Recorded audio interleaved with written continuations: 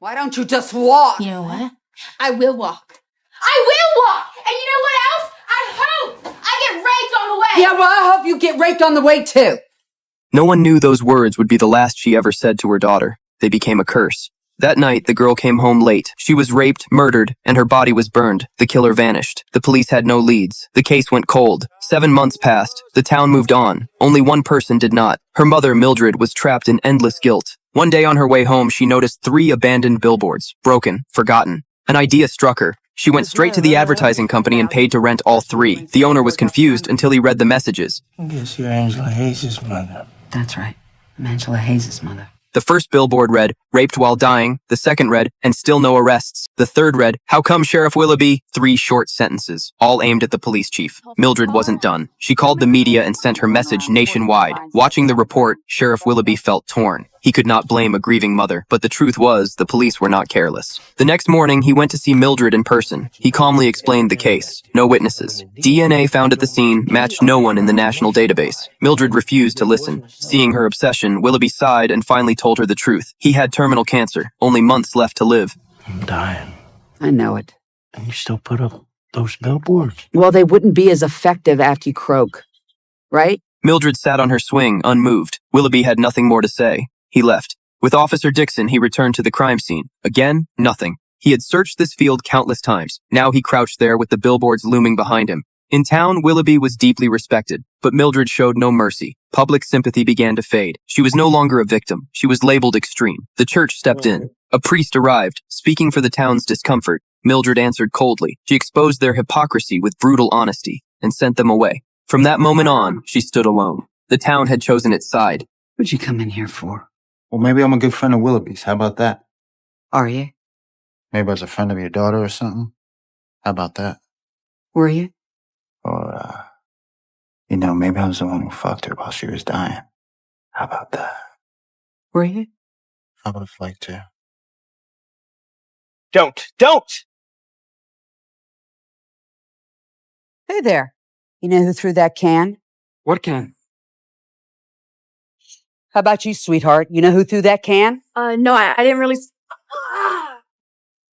This woman becomes the enemy of the whole town. Everyone wants to bring her down, all because of 3 billboards. 7 months earlier, Mildred's daughter was raped and murdered. The killer was never found. Angry at police inaction, Mildred rents 3 abandoned billboards along the highway. She puts up 3 messages: raped while dying, and still no arrests. How come, Sheriff Willoughby? She even invites TV reporters giving interviews beneath the billboards. She accuses the police of not doing enough. Mildred doesn't want revenge. She wants the truth. The town explodes overnight. To stop her, Sheriff Willoughby visits her personally. He calmly explains how difficult the case is. She refuses to back down, so he pleads with her. I got cancer.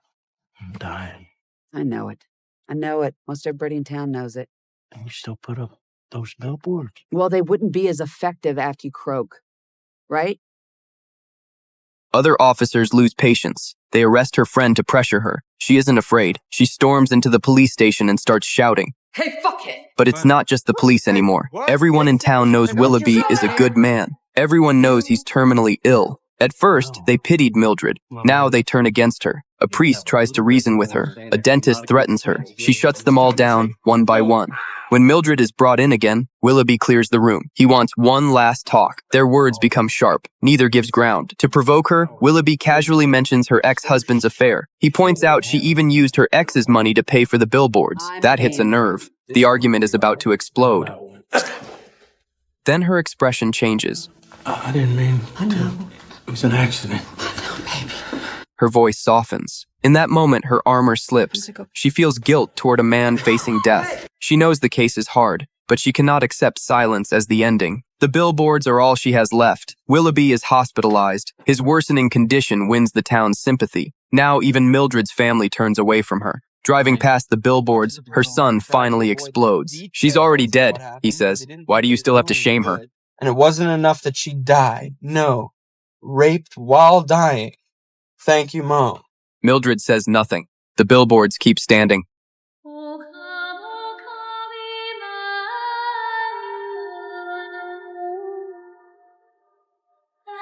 A sudden accident freezes the man in place. He quickly checks the woman on the road. She is already dead. Before he can react, her husband walks out of the forest. Jack tries to explain, but the man panics, turns around, and runs. Jack stepped forward to check, only to find him impaled on a tree branch, dead on the spot. Jack never imagined that he just dodging a black bear would turn him into a double killer. No witnesses. A terrifying thought hits him. He flees the scene and drives straight home. At home, he acts calm, but his wife Sarah notices the scratches on his face. Jack tells her everything. Sarah stays rational. She says it was an accident. No bear, no deaths. But Jack panics. His car has no insurance. Calling the police would ruin them financially. Worse, he left fingerprints at the scene. They return immediately. The bodies are still there. They erase every trace. Then Jack notices a luxury handbag in the car. The owner was rich. Sarah opens the trunk. Inside, a bag filled with 2.5 million euros. A dangerous idea forms. The owners are dead. If the bodies disappear, the money belongs to them. They take both corpses home. While counting the cash, Jack finds a gun in the bag. Curious, he picks it up. A bullet hits the wall. Suddenly, someone knocks on the door. Sarah hides the money. Jack hides the evidence. The visitor is the town sheriff. He only came to pick up a Christmas tree he ordered days ago. As he steps inside, Jack covers the bullet hole with his hand. The sheriff senses something strange. Jack says his back hurts from driving all day. They are old friends. The sheriff leaves without suspicion. Just before he drives away, a corpse nearly slides into view. Jack blocks the sight in time. They barely escape. Now the bodies are ticking bombs. They search online for solutions. Feed them to pigs. Too slow. Dissolve them with chemicals. Too risky. Then they remember the mountains. Black bears. At dawn, they dump the bodies downstream. They coat them with honey. Bears love honey. They let nature finish the job. But when they arrived the next day, they found the body intact and undamaged. And there is also an additional body nearby. The man swerved to avoid a black bear and turned into a nightmare.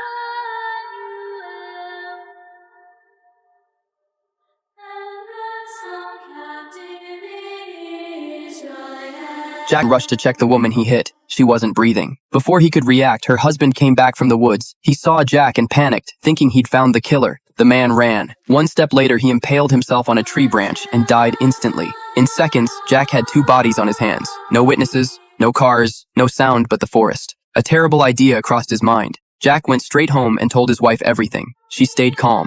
Together, they returned to the scene. That's when they found it. 2.5 million euros in cash and a handgun. They wiped the prints, moved the bodies, and spent the entire night researching. The next day, they dragged the corpses into the mountains and covered them in honey. Their plan was simple. Let the bears destroy the evidence. Keep the money. Blame the animals. Perfect. Or so they thought. When they came back the next morning, the bodies were untouched. Worse, a third body had appeared. Now they knew. Someone was setting them up. They moved all three bodies back to the crash site. Soon, villagers found the car and called the police. The sheriff arrived immediately. At that exact moment, Jack and his wife drove back, pretending to be curious passersby. When they heard three people were dead, they played shocked. Asked why they were there, they claimed they were heading to the supermarket. The police let them go. Then they actually went shopping and bought a brand new 50-inch TV. Later, they met an old friend at a bar to help fake an alibi. But the police moved faster. The dead men were identified as wanted drug traffickers. Security cameras and terrain analysis pointed straight to Jack. His house was only miles away. No other homes nearby. The sheriff paid a visit. Inside, he saw the new TV, Jack standing still with a hammer, and a fresh painting on the wall. No questions about the art. Only one question mattered. Where were you that night? Jack lied. The bar, then the supermarket. But the deputy knew the truth. He was at the bar that night. Jack was not. The sheriff confronted Jack in private. Cornered, Jack confessed everything, including the 2 million euros. That changed everything. The sheriff told them to stay quiet, said he would handle it, and left with the money. What he didn't know was that a hitman was already watching him, sent by the cartel to take the money back.